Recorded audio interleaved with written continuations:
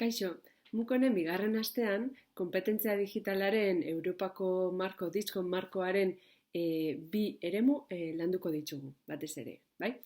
Horretarako, lehenengo eta behin, gogoraraziko ditugu DITSCOM markoaren 5 eremuak, eta gero joango gara lehenengo bietan sakontzen, informazioa eta informazio alfabetatzean eta komunikazio eta kolaborazioan. Goazen pixkat gogoratzera, bi horietaz gain, DITSCOM markoaren ikuspegi zabal horretan daukagula 3. bat, eduki digitala sortzea, 4. bat, segurtasuna, eta 5. arazoen ebazpena. Orduan, ikuspegi zabal horrekin jarraituko dugu, naiz eta lehenengo bietan zentratu. Goazen lehenengo eremuarekin. Ikusten badugu, eremu horretan informazio eta informazio alfabetatzean 3 azpikonpetentzia ditugu. Lehenengoa, nabigatzea eta informazioa datuak eta eduki digitala bilatzea eta iragaztea, kontuan hartu behar dugu, kasu honetan ari garela eduki digitala, informazioa eta datuak online eta offline bilatzeaz. Bai, askotan sarean bakarrik pentsatzen dugu, eta internetera joaten zaizkigu begi edo pentsamendu guztiak, eta lokalean, ordenagailuan edo mobilean edo mugikorrean ari garenean ere, azpikonpetentzia hori martxan jartzen dugu. Orduan, online eta offline eremuetan izango litzateke. Kasu honetan ere, gain hartzen du informazio uholdean, bizigaren informazio uholdean ez erortzearen kompetentzia edo, ez? Gai izatea, surfeatzeko edo nolabait olatuen artean igeri egiteko.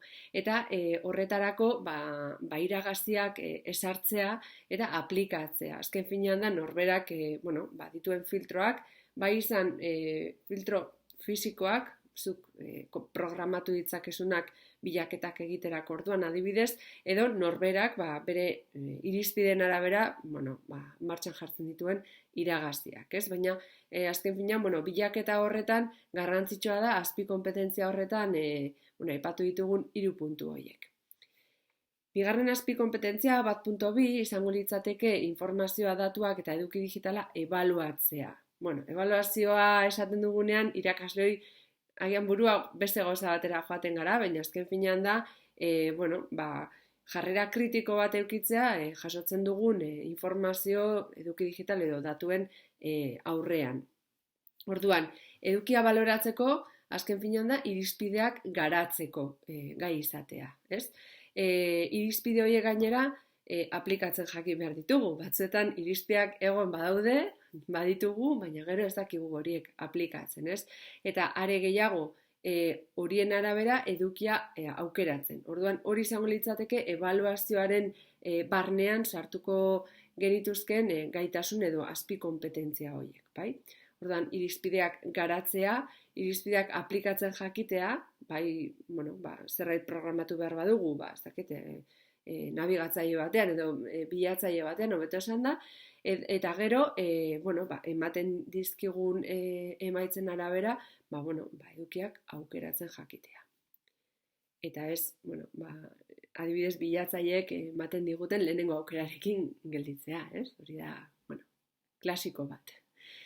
Eta 3. azpikonpetentzia, eremu honetan, izango litzateke informazioa, datuak eta eduki digitala biltzea eta berreskuratzea. Hau ere garrantzitsua da. Izan ere, biltegiratzea, ez da beti erreza izaten, gauza gordetzea, fisikoki ez da erreza izaten, eta digitalki ere, bere konplexutasuna izan dezake. Orduan, batez ere, gaitasunen artean, azpimarratu beharko genuke, edukia biltegiratzea modu ordenatu batean. Gero ez gara sartuko norberaren ordena zein den, baina behintzat jakitea, nola antolatzen ari garen. Irizpideak berriro aipatuko ditugu, azken finean, kasu honetan, ordenatzeanen irizpideak izango lirateke, baina irizpide batzuk euki behar ditugu, izan behar ditugu. Eta azkenik, bildutako edukia biltegiratu dugu, oso ondo, baina gero gai izan beharko ginateke edo gai izan beharko gara hori aurkitzeko eta berrerabiltzeko edo berreskuratzeko. Hori ere oso garrantzitsua da. Azken finean batzuk asko gordetzen dute, oso ondo gordetzen dute, baina gero ez dakite hori aurkitzen, ez? Orduan, informazioa ondo dago bilatzen jakitea, ondo dago kritikoa izatea eta ebaluatzen jakitea, baina gero jakin behar dugu hori non gordetzen dugun, zeren arabera eta nola berreskura dezakegun, ez? Orduan, ikusten duzuen bezala, informazio eta informazio alfabetatzeak bere gain hartzen ditu, aipatu ditugun hiru puntu horiek. Beti tresnak, ez? Izaten dira horra arazoa edo behintzat kezka. Ze tresna erabili ditzaket, bueno, dena ez da tresna, bai? Gaitasunei buruz ari gara, konpetentziei buruz ari gara, eta, bueno, azken finean, tresnak erabiltzeko konpetentzia horiek izan behar ditugu. Baina egia da, bueno, tresnak aipatzearren hor ikusten dituzue batzuk, ez? Firefox, bueno, bilatzaile batzuk jarri ditut edo nabigatzaile batzuk, Firefox, Chrome, DuckDuckGo, Edge, batzuk adibidez, DuckDuckGo igual ez duzu ezagutuko edo Edge igual instalatuta daukazu Windowsean, baina jakin ere ez hor dagoela, ez? Bueno, jakin behar dugu, ez? Beti baten aldeko apustua egiten dugu, baina, bueno, kompetentzia digitala ere bada begirada zabaltzea, eta kasu honetan ere. Eta gero, bueno, badaude beste tresna batzuk, informazioa antolatzen, biltegiratzen laguntzen digutenak, eta horren adibide dira adibidez Digo, izan ditek aukera bat, Evernote beste bat, eta, bueno, zergatik ez, Twitter. Hor egin daitezke zerrendak, eta bueno, erabiltzaileen arabera bilaketak egin daitezke, eta, bueno, ematen duena, baina joku gehiago ematen du Twitterrek. Orduan, bueno, hortxe referentzia batzuk, bai? Hitz egin dugu informazio eta informazio alfabetatzearen eremuaz. Orain, bigarren eremuaz hitz egingo dugu. Komunikazioa eta kolaborazioa. Hemen, azpikonpetentzia gehiago daude, bai? 6 dira guztira, eta bueno, nik uste dut oso eremu interesgarria dela. Batez ere, bueno, hasierako mailetatik pauso txikiekin aurrera egiteko eta gaitasun horiek lantzeko, ez? Orduan, lehenengo azpikonpetentzia izango litzateke tresna digitalen bidez elkar eragitea. Agian elkar eragitea euskerazko terminoa ez dakit oso ondo ulertzen den zer esan nahi du, baina erderazko interakzioa izango litzake, interakzioan edo. Eta orduan ez da bakarrik elkarrekin aritu, baizik eta, bueno, edukiarekin ere izan daiteke interakzioa, ez? Orduan, ari gara komunikazio digitalaz, begira ze kontzeptu potoloa, ez? Komunikazio digitala. Oso garrantzitsua da komunikazio digitalan estea, ez? Azken finean, bueno, gaur egun, eta, bueno, COVID-aren ostean, ez da pasatu oraindik, baina COVID-aren ostean sortutako egoeran, alik eta garrantzi handiago hartu du komunikazio digitalak. Orduan, komunikazio digitalak ez du funtzionatzen komunikazio tradizional aurrez aurrekoak bezala. Ez, orduan hori ulertu egin behar da eta egiteko gaitasunak garatu behar dira. Ez da gauza bera aurrez aurre komunikatzea edo bideo bidez komunikatzea, nik egiten ari naizen bezala, ez? Eta azken finean da, hainbat komunikazio mota digital ulertzea. Bai bideo bidezkoa, bai testu bidezkoa, hipertestu bidezkoa, infografia bidezkoa, irudiak multimedia, azken finean, remix antzeko bat sortzen da, ez? Eta mota asko, komunikatzeko mota edo modu asko erabili daitezke aldi berean, batez ere.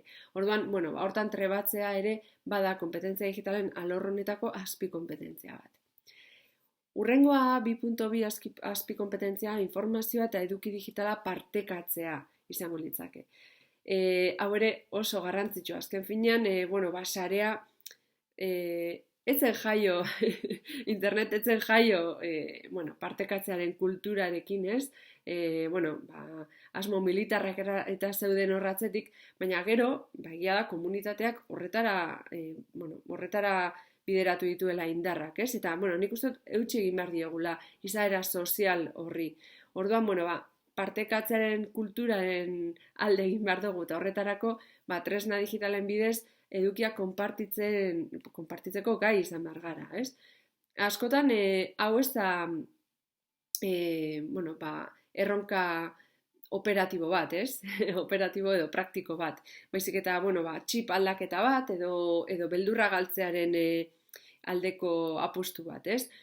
Askotan lotxa ematen digu guk egindako partekatzea edo esaten dugu, ez da inona izango, zeinek irakurriko du edo zeinek ikusiko du, partekatzearen aldeko apustu egin beharko genuke eta, ikusten duzuenez, kompetentzia digitalen barnean hau sartzen da. Azken finean, edukia bidaltzea, argitaratzea, zabaltzea, ez? Horretarako daude azken finean, sare sozialak ere kriston potentziala dutela. Hirugarren azpikonpetentzia izango litzake ingurune digitalean herritar gisa parte hartzea. Aurrekoarekin lotuta dago, konpartitzearekin, baina agian, komunitatean eraikitzearekin ere lotuta egon daiteke, ez? Eta azken finean da, tresna digitalen bitartez sozialki inplikatzea, ez? Nolabait, nire komunidadean, berdin da komunidadean tamaina, ez? Txikia gure eskola izatea, edo izatea gure herria, edo gure auzoa, edo gure Euskal Herria, ez? Orduan, azkenean hor izan daiteke aukera bat, herrigintzan, kulturan digitalki parte hartzeko, eta, ikuspegi horrekin, ez? Ikuspegi sozial eraikitzaile eta komunitarioarekin, ez? Laugarren azpikonpetentzia izango litzake kanal digitalen bidez kolaboratzea, eta, hemen bai sartuko litzake, beste batzuekin ingurune digitalean lanean aritzea. Lana esaten dudanean, naiz ari lan soldata baten atzean dagoen lanari buruz, ez? Baizik eta, elkarrekin zerbait egiteari buruz. Eta, hau gure ikasleekin argi eta garbi ikusten dugu, ez? Egoera honetan, elkarrekin talde lan bat sustatu behar badugu, kanal digitalen bitartez elkarrera egin behar dute eta lan egin behar dute. Orduan, hori sustatzen jarraitu beharko genuke eta sustatu beharko genuke. Hori da bidea, ez? Kasu batzuetan, konfinamendu garaian horrela izan zen eta ez zegoen beste aukerarik, eta, gerta daiteke horrela hori berriro etortzea edo baliatzea, zergatik ez, beste munduko puntan dagoen jendearekin lan egiteko.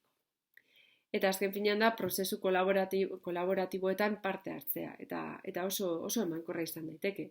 Batez ere, imaginatu, atzerriko eskolaren batekin hartu eman bat baldin badaukagu, begira, ingurune digitalek eskaintzen digute aukera, ez?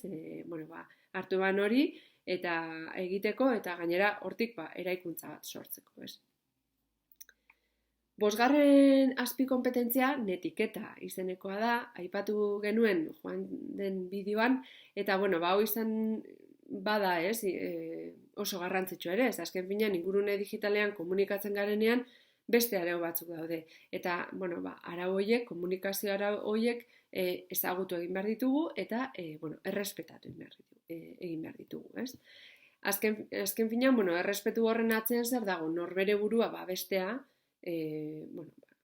demagun ziberbullying eta horrelako kasuetan gertatzen denetaz bestea, eta baita besteak bestea, ez? Besteekin, errespetuz jokatzea eta besteak, zaintzea, zergatik ez? Seigarren eta azken azpikonpetentzia, eremu honetako azken konpetentzia izango litzake nortasun digitalarekin lotutakoa kudeaketaren inguruan batez ere.